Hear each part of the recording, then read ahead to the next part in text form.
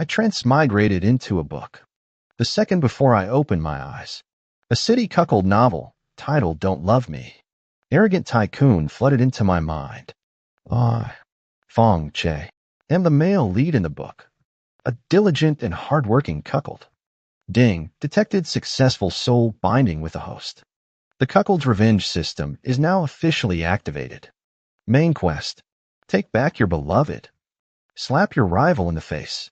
Make everyone who looked down on you kneel and sing conquer. And ascend to the peak of life. A cold, electronic voice rang in my mind. Before I could even process it, the door to the private room in front of me was kicked open. A man in a floral shirt, with slicked back hair and his chin held high in the air, walked in. Behind him followed my girlfriend. Suman was my girlfriend for 3 years, from college to graduation. I thought we would get married. At this moment, she was nestled in the arms of the man in the floral shirt, her eyes evasive, not daring to look at me. The man in the floral shirt was Gu Yinzhou, the second male lead in this book, my rival in love, a standard rich second-generation villain. He walked up to me, took out a check, held it between 2 fingers, and handed it in front of my eyes. 500,000. Leave Suman. I stared at the check, unmoving. The system screamed inside my head. Warning. Classic face-slapping plot triggered. Host. Hurry. Throw the check back in his face and tell him your integrity is worth more than money. Then delivered the classic line. 30 years on the east side of the river. 30 years on the west. Don't bully a youth for being poor. Gu Yinzhou let out a sneer when he saw I had no reaction. Not enough. Fang Che, how much do you make in a month? Don't be ungrateful. Suman finally spoke, her voice tinged with a hint of pleading. Don't blame me. Yinzhou can give me the life I want. We're not from the same world. Host. Quick. Heartache. Anger. Ask her what these 3 years of feelings even mean. The system screeched like an electronic chicken that had its tail stepped on. I lifted my head and looked at the two of them. I asked Gu Yinzhou, is this money my breakup fee? Gu Yinzhou lifted his chin even higher. What else would it be? I took the check, carefully counted the zeros on it, then folded it meticulously and put it into my pocket. Thank you, boss. Gu Yinzhou was stunned. Suman was also stunned. The system completely froze, emitting a string of garbled code. A hashtag UN% hashtag #AdAnd. Host, what are you doing? That's not how the script goes. Oh, I stood up, pressed my palms together, and gave a slight bow to the two of them. Humble monk, hereby wish you both 100 years of harmony and the early arrival of a blessed child. Gu Yinzhou looked as if he had seen a ghost. You? What did you say? I said, benefactor. Your fate with this female benefactor has arrived. Humble monk, shall not disturb you further. Farewell. Amipa. After saying that, I turned around and left. I left behind 2 petrified people in a private room, a system frantically rebooting in my mind. I paid no attention to the 2 people causing a ruckus behind me. I opened my phone's map and searched for the nearest temple. Yunqi Temple. 30 kilometers from the city. Sits atop Nanshan Mountain and is said to have thriving incense offerings. I hailed a car and headed straight for Nanshan. The system finally rebooted successfully. Host, your actions just now severely deviated from the main storyline. The system has determined this to be a critical error. Please return immediately to slap Gu Yinzhou's face and confront Suman emotionally. I closed my eyes, leaning back in the car seat. System, have you ever heard a saying? What saying? The sea of suffering has no bounds, but turning back leads to the shore. Oh, love is suffering. Fame and fortune are suffering. Obsession is suffering. Drop your butcher's knife and become a Buddha on the spot. Host, we are a counterattack system, not a Buddha-making system. I sighed. You don't understand. This is the ultimate comeback. They're still struggling in the sea of mortal suffering, while I'm about to transcend the 3 realms and break free from the 5 elements. My level of attainment is something they can never catch up to, no matter how hard they try. The system fell silent. It might be updating its database, trying to understand my logic. The car drove to the foot of Nanshan Mountain, and the driver kindly reminded me, "Young man, it's already evening. Why are you going up the mountain? The temple up there is about to close." I paid the fare and thanked him. "Master, I'm going up the mountain to find a place to belong." The driver gave me a look like I was crazy, then hit the gas and drove off. I slung my backpack over my shoulders and started climbing the mountain. The moonlight was bright, and the mountain path was clear. After walking for about an hour, I finally saw the mountain gate of Yunshi Temple. The vermilion wooden door was tightly shut, with two large red lanterns hanging at the entrance. I stepped forward and knocked on the door. After waiting for a long time, a young novice monk, still half asleep, opened the door. He looked at me, startled for a moment, and said, "Benefactor, the temple is already closed. Please come back tomorrow." I pressed my palms together, my expression solemn. "Little master, I am not here to burn incense. I am here to become a monk." The young novice's drowsiness vanished instantly. He looked me up and down, his eyes full of shock. "Become a monk?" I nodded. "That's right. I have seen through the illusions of the mortal world, with no attachments or worries, and have come to take refuge in the Buddha." The young novice monk had clearly never dealt with such a situation before, and for a moment, he was at a loss. "You, wait here. I'll go get my master." He hurriedly ran inside. Before long, an old monk in a gray robe with a white beard reaching his chest came out. Behind him followed the young novice monk. The old monk looked me over, his gaze as calm as still water. "Benefactor, why do you wish to become a monk?" This was part of the interview process. I thought for a moment and began to speak. Following the stories from the Buddhist scriptures, I see that all beings are suffering. Birth, aging, sickness, death, separation from loved ones, meeting with those we hate, unattainable desires, and the raging of the five aggregates. I seek a path to liberation.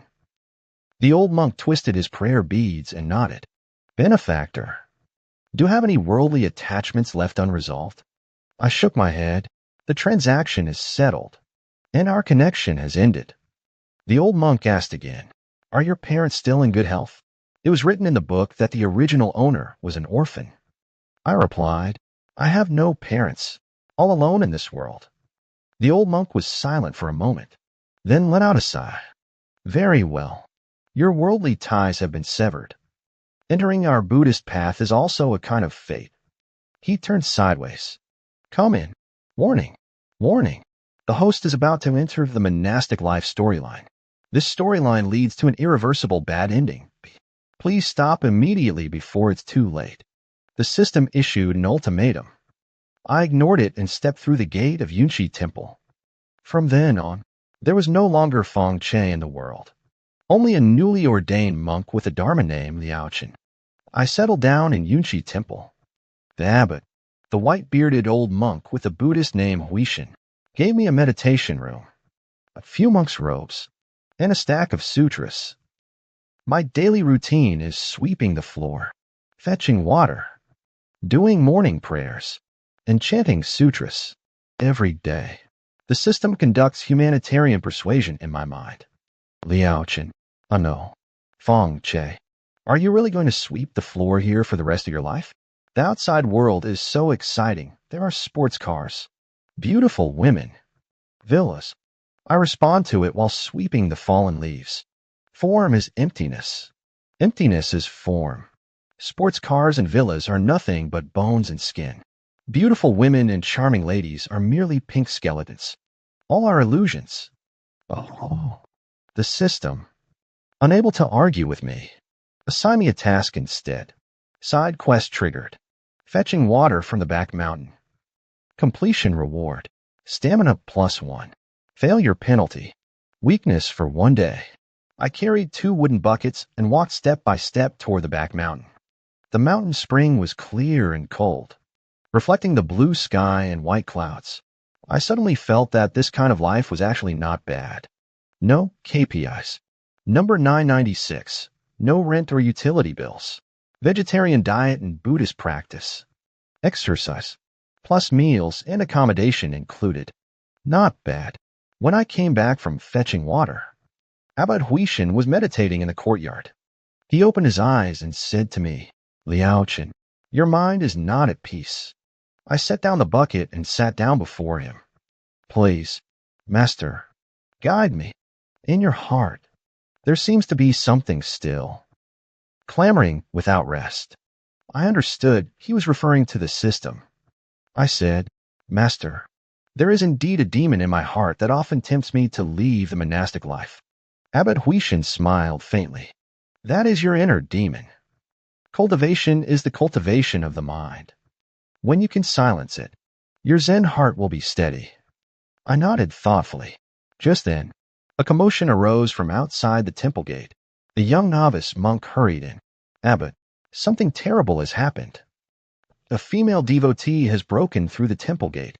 Abbot Huishan furrowed his brow slightly. My heart skipped a beat. No way. Sure enough, the next second, Suman's voice came from the front yard. "Fang Che, get out here. I know you're in there." The system instantly came to life. Here it comes. The classic plot of the ex-girlfriend's confession, an attempt to win you back. "Host, this is your chance. If you go out now and tell her you still have feelings for her, she will be moved by your deep affection." And then I stood up and bowed to Abbot Huishan. "Master, they are looking for me." Abbot Huishan glanced at me and said, "Go ahead. The karma that must be settled will eventually be resolved." I walked to the front courtyard. Suman stood in front of the Mahavira Hall, dressed in a designer dress with meticulously applied makeup, looking utterly out of place in the serene Zen monastery. When she saw me in a monk's robe with a shaved head, she was completely stunned. Fang Che? How did you?" I pressed my palms together and gave her a Buddhist greeting. "Madam, my Buddhist name is Liao Chen. May I ask what brings you to seek me out?" Suman's eyes suddenly reddened. "Don't be like this. I know I was wrong. I shouldn't have left you for money. Let's make up, okay? Guyan Zhou is a jerk. He's just toying with me." She began to cry, tears streaming down her face like rain on pear blossoms, a pitiful sight that could move anyone. "Hurry, host. Hug her. Comfort her. Tell her you forgive her." I pulled a sutra from my monk's robe. It is the Diamond Sutra. I handed it to her. "Laywoman, you are attached to appearances. Among the 8 sufferings of life, the greatest is not getting what you seek. You seek wealth but fail to find sincerity. You seek love but fail to find peace. The root of it all lies in the word greed. This sutra can help you calm your mind and see through illusions. Take it back and recite it 3 times daily. After 49 days, you may achieve some sudden enlightenment." Suman held a copy of the Diamond Sutra, completely bewildered. She didn't know whether to cry or not. "Fang Che, have you lost your mind?" I shook my head. "I'm not crazy. I've just attained enlightenment." "Benefactor, if you have nothing else, please take your leave. This humble monk still has evening prayers to attend to." With that, I turned and walked away, leaving Suman standing alone in the wind, utterly bewildered. The system let out a scream like a groundhog inside my head. "Oh, you blockhead. You wooden-headed fool." I turned a deaf ear. Abbot Huishan was right. The inner demon is noisy. Just block it out. Suman ultimately left. According to the young monk, she was forcibly taken away by Guyan Zhou. The two had a loud argument at the temple gate, causing quite a commotion. Guyan Zhou pointed at the temple and called me a coward, while Suman cried, saying he didn't understand love. A mess of trivialities. I was chanting sutras in the meditation room, my heart utterly unruffled. The next day, Guyan Zhou arrived. He drove a red Ferrari, blocking the temple entrance directly, and kept honking the horn. "Fang Che, you bald donkey, get the hell out here." Abbot Huishin sent me to handle it. I walked to the mountain gate, where Guyan Zhou was leaning against the car, smoking, with a look of arrogance and defiance. When he saw me, he threw the cigarette but to the ground and crushed it with his foot. You really became a monk. Well, you really went all out to avoid me. I pressed my palms together. Benefactor Gu, this is a peaceful Buddhist sanctuary. Please refrain from making noise. He sneered. Peace and quiet? You've got Su Man all twisted up, making my life a living hell. And you're talking to me about peace and quiet? Let me tell you, Fang Che, if you're a man, fight me fair and square. Hiding in a temple, what kind of skill is that? Classic provocation. Host, another opportunity. Use your fists to show him that even a Buddha has fire. Take him down. I looked at Gu Yanzhou, his head gleaming with golden light. In the eyes of Buddhism, this is a person of great merit and immense blessings. I stepped forward, took his hand, and looked at him with sincere earnestness. Benefactor Gu, this humble monk sees that you are bathed in Buddha's light. With a full and radiant countenance, you are destined to be connected with our Buddha. Gu Yanzhou recoiled as if struck by lightning, yanking his hand back abruptly. You? What the hell are you talking about? I said with heartfelt pain, Benefactor, you are mistaken. You are not here to cause me trouble. You are here to seek the way. You drive a sports car, wear designer brands, and seem arrogant and domineering. But in reality, your heart is empty. You use material things to fill the void in your spirit and women to numb your soul. These are all karmic obstacles. Gu Yanzhou was left dumbfounded by my words. You? Don't talk nonsense. I pointed at the hall behind him. Benefactor. Look, Buddha is merciful, saving all sentient beings. As long as you are willing, you can lay down your butcher's knife at any time. He followed my finger and looked, then abruptly turned back, his eyes full of vigilance. I'm telling you, don't try to brainwash me like Su Man did. I'm not buying your crap. I sighed and took out the alms ledger and a pin from my bosom. Since the benefactor's worldly heart is still unsettled, I will not force it. It's just that our temple recently plans to recast the golden statue and is still short of some incense money. I wonder if the benefactor would be willing to perform a good deed and accumulate some merit for yourself. Gu Yanzhou looked at the ledger in my hand, then at my sincere eyes. He probably wanted to intimidate me with his presence. He pulled a black card from his wallet and slapped it onto my merit ledger. Swiped. Gild all the bodhisattvas in your temple. Is that enough? I pressed my palms together and bowed deeply. Your boundless merits are immeasurable. On behalf of the entire temple, I thank you, benefactor. Additionally, this temple does not accept card payments. Only cash or bank transfers are accepted. Gu Yanzhou, with a darkened face, ended up transferring 200,000 yuan to the temple's donation box. Before leaving, he pointed at me and left a harsh remark. Just you wait, old man. I watched his Ferrari disappear into the dust, thinking to myself, what a truly generous soul. The system had given up communicating with me. Now it only handles issuing tasks and settling rewards every day. Like an emotionless AI, I handed over the 200,000 yuan donation to Abbot Huishin. The abbot looked at me with a complicated expression.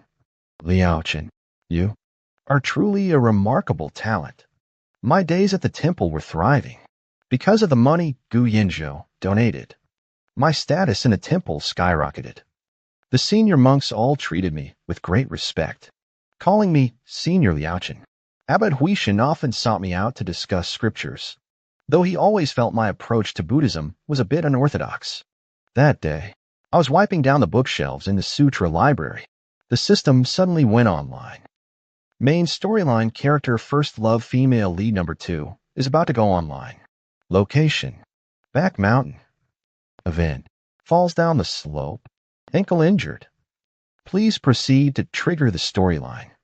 The first love female lead number 2 is named Linyu. In the original novel, she is a gentle, fine, and frail young lady. She was the secret crush of the original protagonist, Fang Che, during his school days, and also a key figure who later helped him turn his life around. According to the plot, I was supposed to encounter her injured in the back mountain, then carry her down the mountain, and the two of us would develop feelings for each other as a result. Task: save Linyu. Completion reward: Linyu's affection plus 50. Unlock the first love storyline. Failure penalty: random bad luck for 3 days. I let out a sigh. Here it comes again. I asked the abbot for leave and headed toward the back mountain.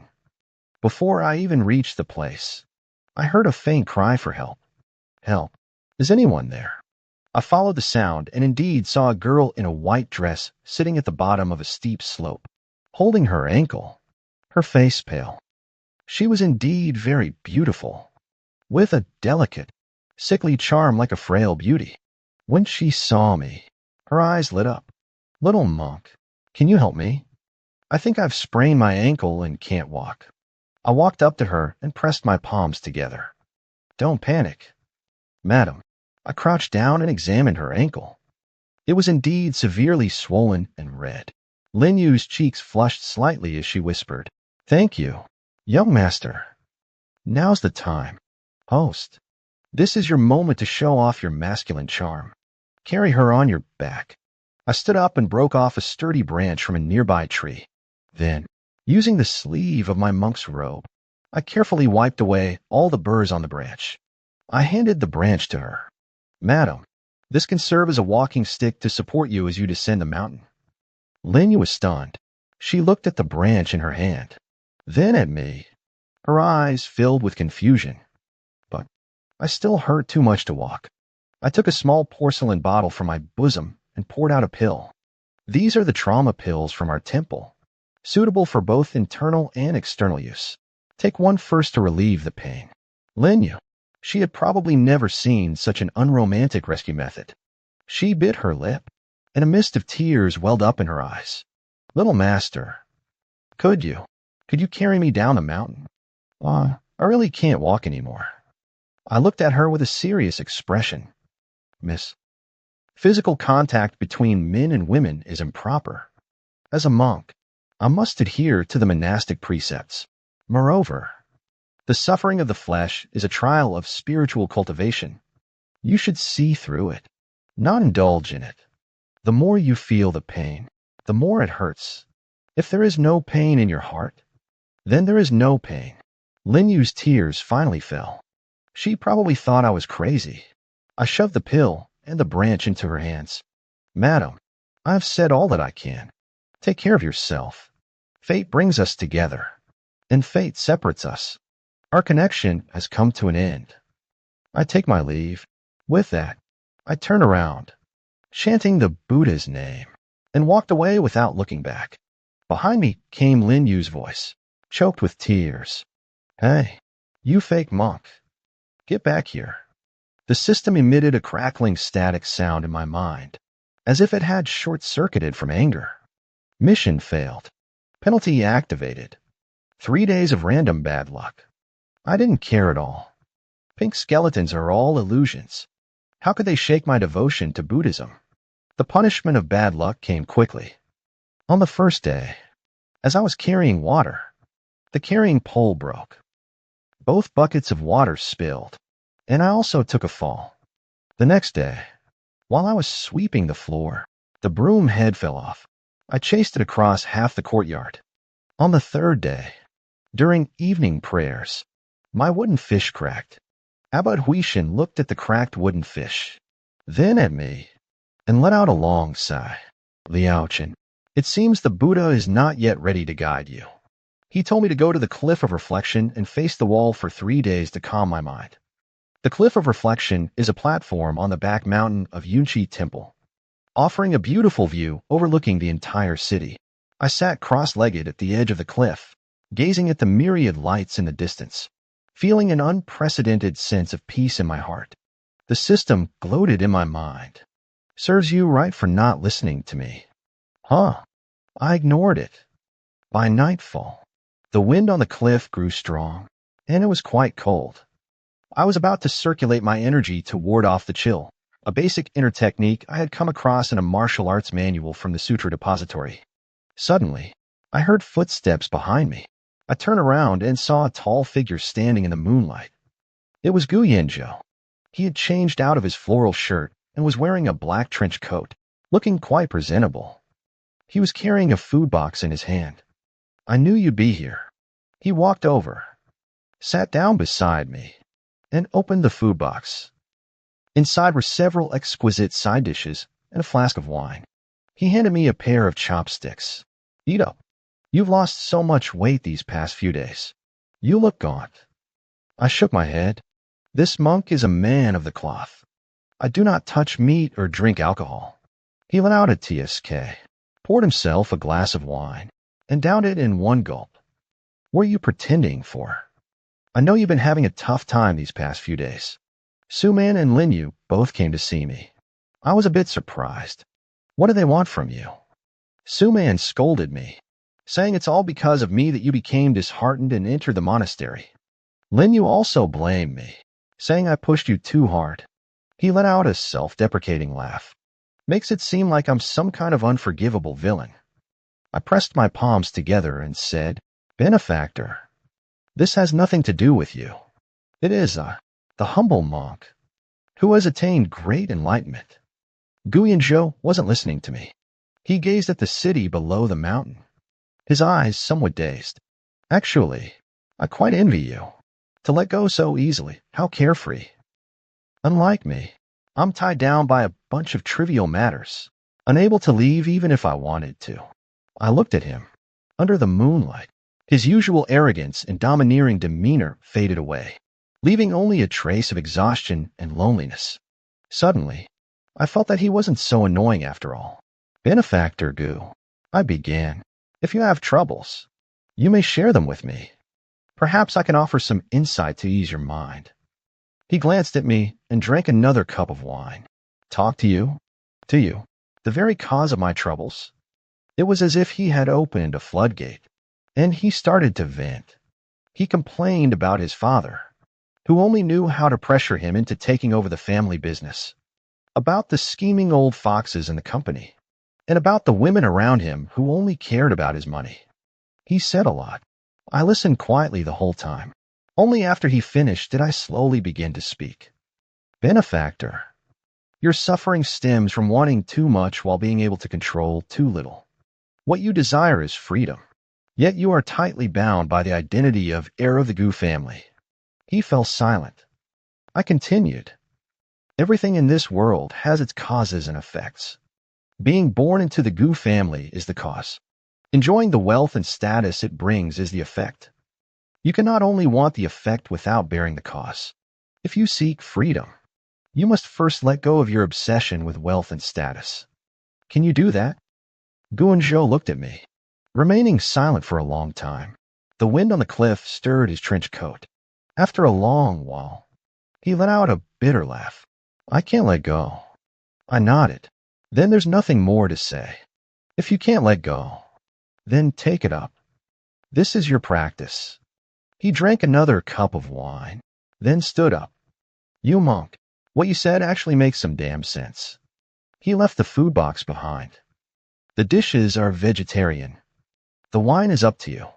With that, he turned and walked away, his figure looking somewhat desolate. I looked at the vegetarian dishes in the food box, then glanced at the jug of wine. I picked up the wine jug and pulled out the stopper. A refreshing aroma of wine wafted out. I hesitated for a moment, but in the end, I didn't drink. I poured the wine onto the soil beneath the cliff. With this wine, I toast the mortal world. Then I picked up my chopsticks and began to eat the dishes.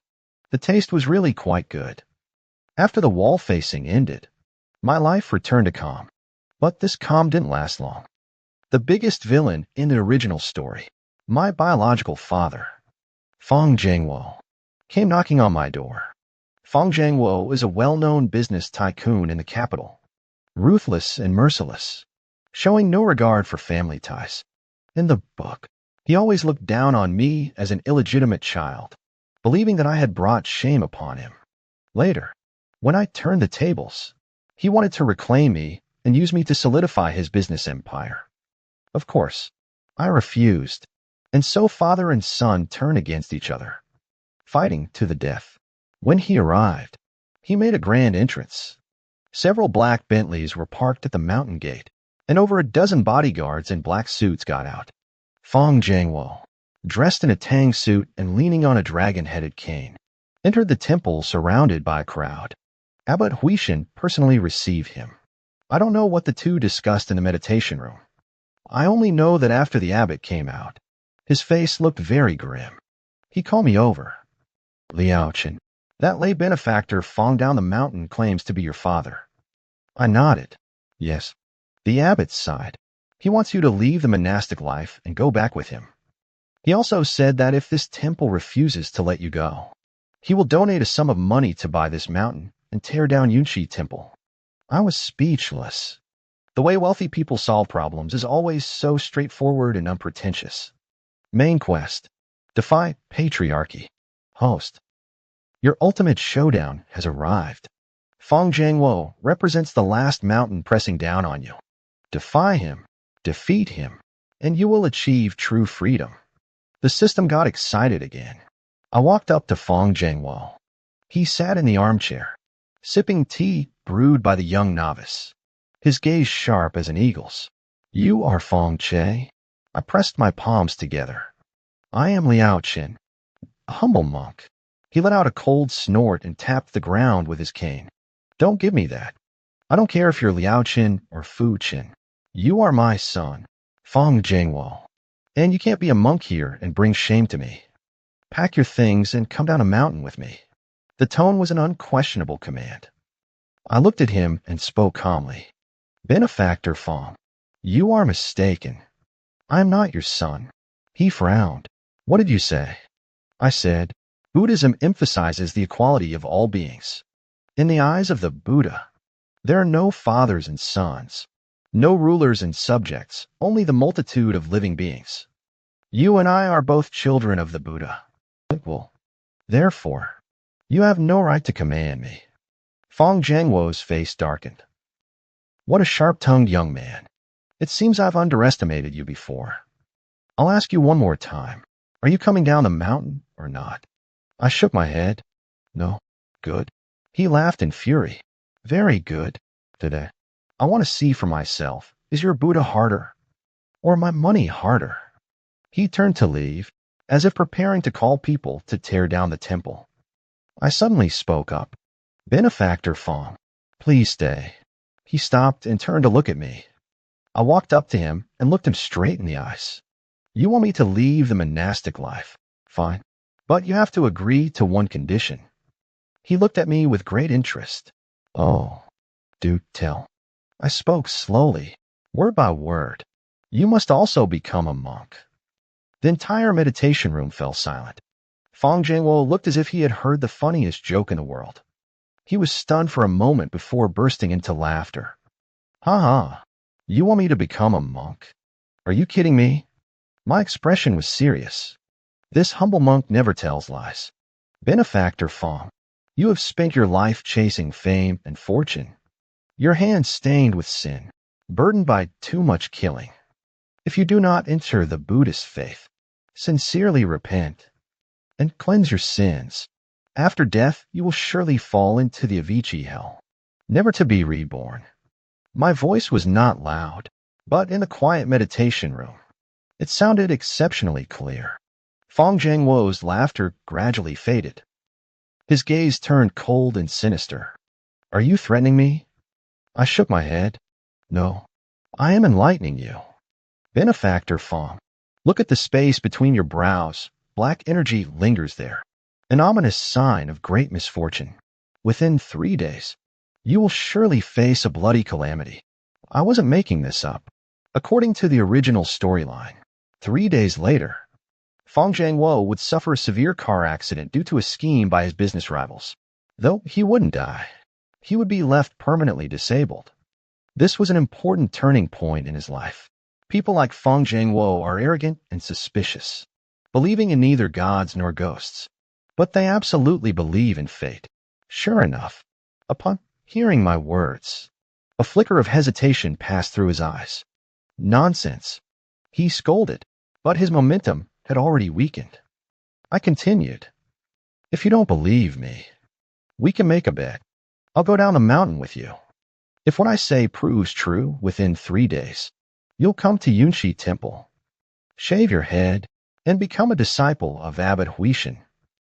If I'm wrong, I'll accept whatever punishment you decide. Return to secular life, go home, and inherit the family business without a second word. I had thrown the ball back into his court. This is an open scheme. If he dares not take the gamble, it means he has a guilty conscience and is afraid. If he does take the gamble, 3 days later, he will undoubtedly lose. Fang Che stared at me intently, as if reassessing the son he had never taken seriously. After a long while, he finally spoke slowly. All right, I'll take that bet. The system in my mind was completely in. Host, you're incredible. I followed Fang Che down the mountain. Abbot Huishan saw me off at the mountain gate and handed me a bundle. Inside were my layman's clothes and a copy of the Kitagarbha Sutra. Liaochen, the mortal world is the greatest dojo. From now on, cultivate well on your journey. I paid him a deep bow. Disciple, I shall respectfully follow your instructions. The news of my return to secular life exploded like a bomb in that small circle. The first to come looking for me was Su Man. She blocked the entrance of the Fang family villa. And when she saw me, her tears fell again. Che, you've finally come around. I knew you still had me in your heart. I looked at her and pressed my palms together. Benefactor Su, I am merely a humble monk temporarily practicing in the mortal world, though worldly ties remain. My spiritual resolve endures. She was stunned. You still want to go back to being a monk? I nodded. Amipa. She looked as if she had suffered a huge blow and walked away dejectedly. The second person to come was Gu Yinzhou. He drove his Ferrari, drifting 3 times in front of my house, then rolled down the window. Hey, Baldy, I heard you left the monastery. What? Even Buddha couldn't keep a troublemaker like you. I walked over and knocked on his car window. Benefactor Gu, I have an agreement with your father. In 3 days, I will return to the monastery. He raised an eyebrow. With my dad? What kind of agreement could you possibly have with him? Instead of answering, I asked him back. Benefactor Gu, I notice your brow is glowing and your face is radiant. Have you had some good fortune recently? Gu Yinzhou was stunned for a moment, then wore an expression as if he had seen a ghost. How the hell do you know that? I just closed a big deal. Even my dad praised me. I smiled slightly. I know a little about physiognomy. Your destiny is extraordinary. Benefactor. As long as you devote yourself to goodness, your future achievements will be boundless. He looked at me with a complicated expression. You monk, you're getting more and more uncanny. He didn't stay long and drove away. I could feel that his attitude toward me had shifted from initial hostility to a complex mix of curiosity and wariness. The third to arrive was Linyu. She wasn't as flashy as the first 2. Simply having her driver park the car at a distance before walking up to me. She looked much better, and her ankle seemed to have fully healed. Master Liaochen. She performed a very standard Buddhist greeting to me. I was somewhat surprised. Benefactor Lin, there's no need for such formalities. She looked at me, a hint of gratitude in her eyes. I heard that you temporarily came down from the mountain for your father's sake. You are a filial son.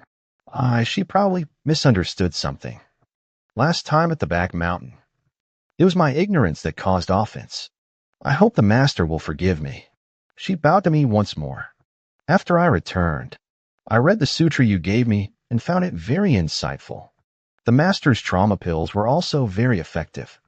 I pressed my palms together and said, it is your spiritual affinity that allows you to gain such insight. Benefactor. We exchanged a few words like a Zen dialogue, back and forth. She didn't bring up anything about emotions, simply coming to express her gratitude and apologies. This made me think more highly of her. This girl was more insightful than I had imagined. Before leaving, she handed me a business card. If you ever need anything, Master, you can call this number. Consider it. Consider it my way of making up for my rudeness the other day. To earn some merit. I accepted the business card. 3 days passed in the blink of an eye. On the afternoon of the third day, Fang Che was in his study handling official matters. I made him a cup of tea. Benefactor Fang, it's getting late. Time to hit the road. He looked up at me, a hint of mockery in his eyes. What? Can't wait to see me meet my doom. I shook my head. I'm just afraid you'll miss the appointed hour and lose the heavenly opportunity. He let out a cold laugh and ignored me. At 5 in the afternoon, his secretary came in to remind him of a dinner party he needed to attend. I stood up. I'll go with you. He didn't refuse. The motorcade slowly drove out of the villa. I sat in the back seat of Fang Che Rolls-Royce, resting with my eyes closed. The system was nervously broadcasting inside my mind. 3 kilometers to the accident site. 2 kilometers. 1 kilometer. When the car reached an intersection, a runaway red truck suddenly ran a red light from the side, hurtling toward us like a mad beast. The driver let out a terrified scream. Fang Che pupils contracted sharply, his face instantly turning pale. At this critical moment, I opened my eyes and let out a soft shout. Huh. I raised my hand and traced a one Buddhist seal in the air. A faint, barely visible golden light flickered from my fingertip and instantly enveloped our car. All of this happened in the blink of an eye. The large truck crashed into us. The earth-shattering collision that was expected did not happen. The truck hit an invisible wall, its front crumpling instantly before it tipped violently to one side, scraping against our vehicle as it slid away. Our car only swayed slightly. Everyone inside was completely unharmed. Fang Che stared in stunned silence at the overturned truck outside the window, then looked at me, his lips trembling, unable to utter a single word. I withdrew my hand, pressed my palms together, and softly chanted a Buddhist invocation. Amipa. Benefactor Fang, do you believe now? Fang Che believed it. Not only did he believe it, but he believed it without a shadow of a doubt. After returning home, he locked himself in his study for the entire night. The next morning, he came out. He looked at me, his eyes no longer holding the previous arrogance and coldness, replaced by a mix of reverence and fervor. He bowed deeply to me. Master, I accepted his bow. Benefactor Fang, do you still acknowledge the bet? He nodded without hesitation. I do. Fang Che, keep my word. My word is as good as gold. That very afternoon, Fang Che announced that he would hand over the company to a professional manager, while he himself would retreat into the mountains and devote himself to Buddhist practice. This news shocked the entire business world. I accompanied him back to Yunchi Temple. Abbot Huishin looked at me, who had returned after leaving, then at Fang Che following behind me with a devout expression. The hand holding his prayer beads trembled slightly. He had probably never seen such an absurd form of enlightenment. Fang Che was about to take the tonsure on the spot. I stopped him. Benefactor Fang, your karmic burden of killing is too heavy, and your worldly ties are not yet severed. You cannot take the tonsure now. You must first accomplish 3 tasks to eliminate your karmic obstacles before you can enter the Buddhist path. Fang Che asked respectfully, Please, Master, enlighten me. I held up 3 fingers to him. First, give away half of your wealth to build bridges, pave roads, and provide relief to the disaster-stricken. Second, set up longevity plaques for all those you have wronged. Chant scriptures day and night, and pray for their blessings. Third, I said, looking at him, kneel before my mother's grave and kowtow 81 times in sincere repentance. Upon hearing this, Fang Che face changed repeatedly. Especially the first condition, giving away half of his wealth, was like cutting flesh from his heart. But in the end, he gritted his teeth and agreed. All right, I'll do everything as instructed. I nodded. In that case, you shall first become a lay disciple in the temple and devote yourself to cultivation. From then on, Fang Che settled down at Yunshi Temple. He was given the Buddhist name Liaofan. From then on, the business world lost a tycoon named Fang Che, and Yunshi Temple gained a sweeping monk named Liaofan. The system in my mind let out a heartfelt sigh of admiration. Host, I take back what I said earlier. This isn't a B. This is a hidden ending where everyone gets a happy ending. But I alone attained Buddhahood. Congratulations, host, for completing the final main quest rebelling against patriarchy. Reward, Golden Light of Merit. Golden Light of Merit, a supreme treasure of Buddhism, impervious to all evils and immune to all spells. Wearing this item enhances enlightenment and accelerates cultivation speed. A warm golden light merged into my body. I felt completely clear and transparent, as if I could ascend and achieve enlightenment at any moment. Detected that the host has completed all main quests. The storyline of this world has completely collapsed. The system is about to unbind. Host, farewell if fate allows.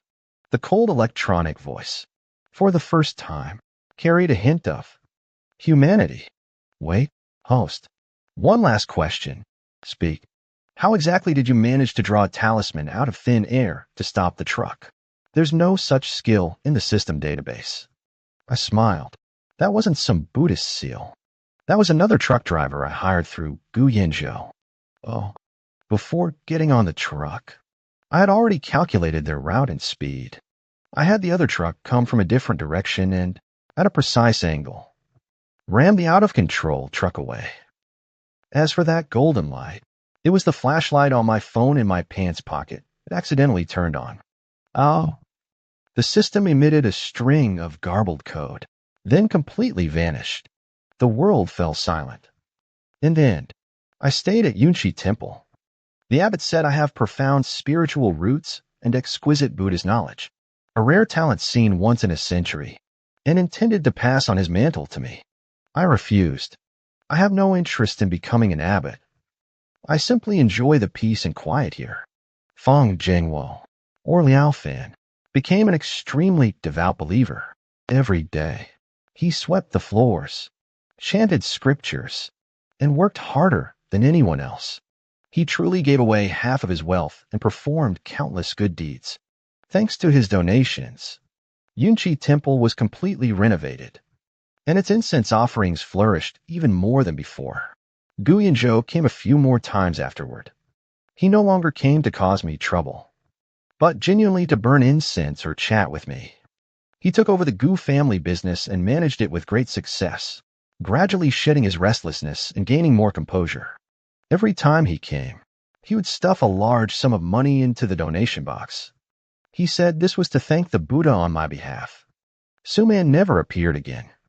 I heard she took a sum of money from Guyanzhou and went abroad to study. For her, this might be the best outcome. Linyu became a regular visitor at Yunshi Temple. She wasn't coming to see me, she was genuinely there to worship the Buddha. She donated a sutra library and often came to volunteer, organizing the scriptures. The young novices in the temple all liked her and called her laywoman Lin. Sometimes, we would meet at the temple.